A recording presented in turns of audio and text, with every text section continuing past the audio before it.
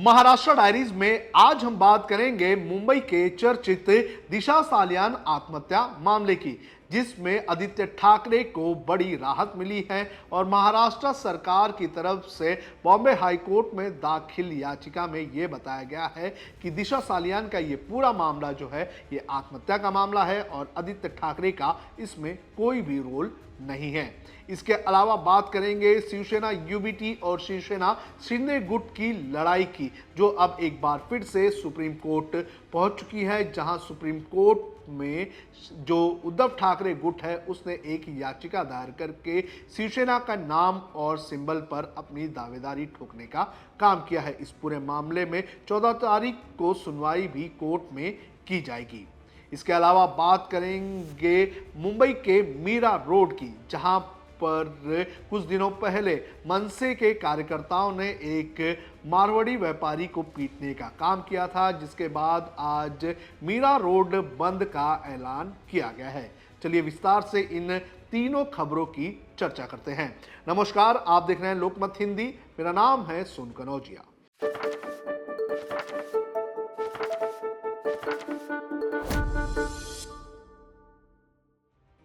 सबसे पहले बात करेंगे दिशा सालियान आत्महत्या मामले की। आपको बता दें कि 2020 में जब कोविड का दौरान था तो उस वक्त दिशा सालियान की एक बिल्डिंग से कूदकर मौत हो गई थी और इसके बाद लगातार इस पूरे मामले में नए नए ट्विस्ट आ रहे थे। जो सत्ताधारी पार्टी के नेता हैं, जिसमें शिवसेना गुट के नेता हैं और बीजेपी के नेता हैं नीतीश राणे, उन्होंने इस पूरे मामले में आरोप लगाया था कि दिशा सालियान की मौत के पहले उसका रेप किया गया था और फिर उसे जो है बिल्डिंग से फेंक दिया गया था और इस पूरे मामले में आदित्य ठाकरे का भी नाम लिया जा रहा था। कुछ दिनों पहले बॉम्बे हाई कोर्ट में दिशा सालियान के पिता ने एक याचिका दायर की थी और मांग की थी कि इस पूरे मामले में, जिसमें पहले ही पुलिस ने आदित्य ठाकरे को क्लीन चिट दी है, इस पूरे मामले की जांच एसआईटी से होनी चाहिए या फिर सीबीआई से होनी चाहिए। अब इस पूरे मामले पर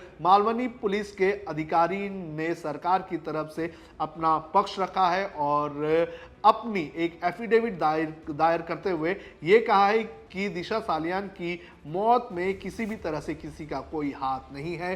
दिशा सालियान के मौत के पहले उसका रेप नहीं हुआ था और आदित्य ठाकरे का इसमें कोई भी रोल नहीं है। आपको बता दें कि जो याचिका दायर की गई थी दिशा सालियान के पिता की तरफ से, उसमें यह कहा गया था कि दिशा सालियान की मौत के पहले उसका बलात्कार किया गया था और लगातार ये मांग की जा रही थी कि इस पूरे मामले की जांच एसआईटी से की जानी चाहिए। लेकिन जब मालवनी पुलिस ने इस पूरे मामले में अपनी रिपोर्ट दायर की तो मालवनी पुलिस ने ये साफ कर दिया कि दिशा सालियान की मौत के वक्त कोई भी ऐसी घटना नहीं हुई थी जिसकी वजह से ये कहा जाए कि दिशा सालियान ने की जो है हत्या की गई और उसके साथ बलात्कार किया गया। और कोर्ट में इस एफिडेविट के दायर करने के बाद आदित्य ठाकरे के ऊपर जो आरोप लग रहे थे वो आरोप एक बार फिर से निराधार साबित हुए हैं। तो आप माफी मांगनी चाहिए देवेंद्र फडणवीस। दिशा सालियान मामले में पुलिस का अगर क्लीन चिट का रिपोर्ट आया है जो आत्महत्या ही है, तो ये नारायण राणे का बेटा जो है ना, वो इतना है, देखो मुझे नाम नहीं उसका मालूम, एकदम उसको टिल्लिया बोलते हैं, हाँ, वो मंत्री है, वो है, देवेंद्र फडणवीस है और भी उनके बीजेपी के लोग हैं, एकनाथ शिंदे है। ये लोगों ने शिवसेना से और आदित्य ठाकरे से माफी मांगनी चाहिए। एक युवा हमारे नेता को आपने जिस प्रकार से घेर लिया, बदनाम किया, लेकिन हम हटे नहीं, तो आप माफी मांगो, थोड़ी भी नैतिकता आप में है तो। हाँ, देखो, पहले से ही मैं आदित्य ठाकरे के बाजू से था। आदित्य ठाकरे का इससे कुछ रिलेशन नहीं था, ऐसा सबका कहना था।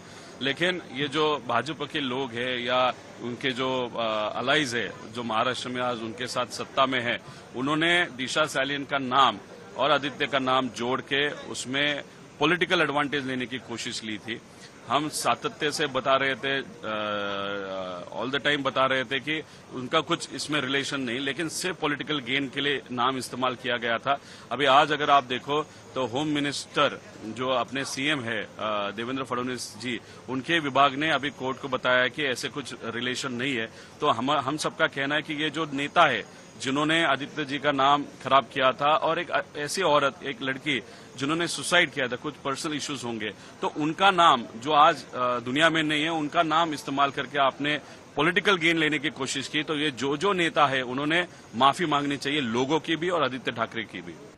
अब बात करते हैं शिवसेना यूबीटी यानी कि उद्धव ठाकरे की शिवसेना और एकनाथ शिंदे की शिवसेना की, जिसकी लड़ाई एक बार फिर से सुप्रीम कोर्ट पहुंच चुकी है। आपको बता दें कि बुधवार को उद्धव ठाकरे की तरफ से सुप्रीम कोर्ट में एक याचिका दाखिल की गई है और इस याचिका में ये मांग की गई है कि शिवसेना के ओरिजिनल हकदार जो है वो वही हैं और शिवसेना का नाम और सिंबल जो है वो उन्हें ही देना चाहिए। जो याचिका दायर की गई है उस याचिका में ये कहा गया है कि मुंबई में आगामी जो म्युनिसिपल कॉरपोरेशंस के चुनाव हैं और दूसरे जो निकाय चुनाव हैं उनको देखते हुए ये सिंबल उन्हें देना चाहिए। लेकिन आपको बता दें कि 2023 में चुनाव आयोग ने ये जो सिंबल जिसकी मांग इस वक्त उद्धव ठाकरे कर रहे हैं वो शिंदे गुट को दे दिया था और इसके बाद लगातार जो 2 चुनाव हुए हैं जिसमें महाराष्ट्र का विधानसभा और लोकसभा चुनाव हुए हैं, उस दोनों चुनाव में एकनाथ शिंदे की तरफ से शिवसेना का मूल नाम और शिवसेना का जो चुनावी सिंबल है उसका उपयोग किया गया है। लेकिन अब महाराष्ट्र में बड़े पैमाने पर जब नगर निकाय के चुनाव होने हैं, मुंबई में बीएमसी के चुनाव होने हैं, तो इन चुनाव को देखते हुए उद्धव ठाकरे की शिवसेना जो है वो एक बार फिर से सुप्रीम कोर्ट जा चुकी है और सुप्रीम कोर्ट में याचिका दायर करके ये मांग की है कि जो सिंबल है वो सिंबल जो है वो उन्हें मिलना चाहिए और शिवसेना का ओरिजिनल नाम भी उन्हें मिलना चाहिए। आपको बता दें कि जब चुनाव आयोग ने 2023 में दोनों ही पार्टियों को अलग अलग नाम और सिंबल दिए थे तो उस वक्त उद्धव ठाकरे की शिवसेना को शिवसेना उद्धव बाला साहेब ठाकरे का नाम दिया गया था और उन्हें नाम के साथ मशाल का सिंबल दिया था। लेकिन अब उद्धव ठाकरे की शिवसेना ने धनुष बाण वाले सिंबल पर अपना हक जमाया है और ये मांग की है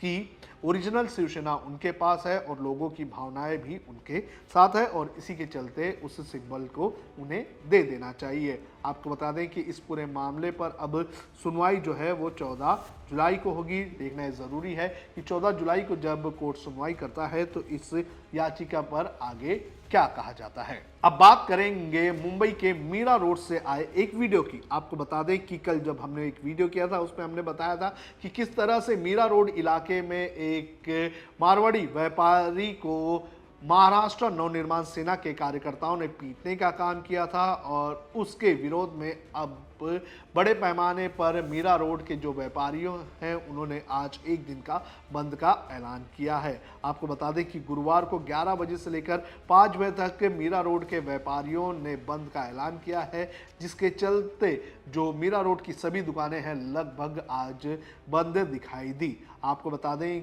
कि सोमवार को जोधपुर स्वीट्स की दुकान के मालिक की पिटाई जो है वो महाराष्ट्र नवनिर्माण सेना के कार्यकर्ताओं ने की थी। उनका ये कहना था कि जो इस शॉप के ओनर हैं उन्होंने मराठी में बात करने से इनकार कर दिया था और इसके चलते महाराष्ट्र नवनिर्माण सेना के कार्यकर्ताओं ने उनकी पिटाई की। हालांकि इस वाक्य के बाद जो मनसे के कार्यकर्ता हैं उनके खिलाफ मामला दर्ज किया गया था और उनकी तलाशी भी शुरू कर दी थी। लेकिन इसके विरोध में आज पूरी तरह से जो व्यापारी संगठन है वो एकजुट होता हुआ नजर आया और एकजुट होते हुए उन्होंने मीरा रोड बंद का ऐलान किया और इस दौरान मीरा रोड की लगभग सभी दुकानें जो है वो बंद नजर आई। जो व्यापारी संगठन है उनका ये कहना है कि हमारा किसी भी भाषा को विरोध नहीं है, लेकिन भाषा के नाम पर हिंसा करना ये गलत है। बहरहाल देखना जरूरी है कि अब आगे इस पूरे मामले पर क्या होता है। तो ये थी आज की महाराष्ट्र डायरीज की कुछ खबरें। देश और दुनिया की खबरों के लिए आप देखते रहिए लोकमत हिंदी।